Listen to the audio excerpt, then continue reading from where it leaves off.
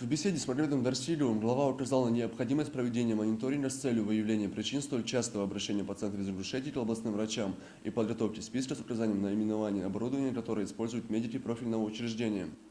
У нас в республике есть хорошие специалисты, способные успешно проводить сложнейшие операции. Мы приобретаем всю современную медтехнику, надеюсь, это позволит облегчить существующие трудности, а нуждающиеся в лечении больше не будут тратить свое время, деньги и нервы на дальние переезды.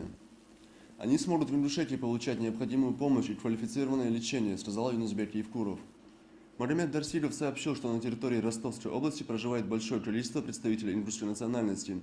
Многие из них это студенты вузов. По словам полпреда, наша молодежь очень активно участвует в жизни региона. Мы обсуждали сегодня вопросы нашей обстановки, всей нашей молодежи и жителей Республики Ингушетия в Ростовской области. Это студенты и, конечно, люди, которые у нас лечатся в онкологических центрах и детских поликлиниках и больницах.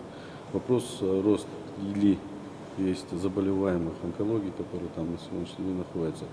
И в ближайшее время я должен подготовить список лечащих всех уроженцев Республики Ингушетия, которые у нас лечатся в Ростовской области, причины, почему лечатся там, не причины, почему здесь, и предоставить информацию о требуемом оборудовании, которое нужно для больниц нашей республики.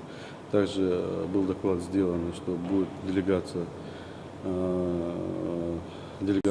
с Венгрии.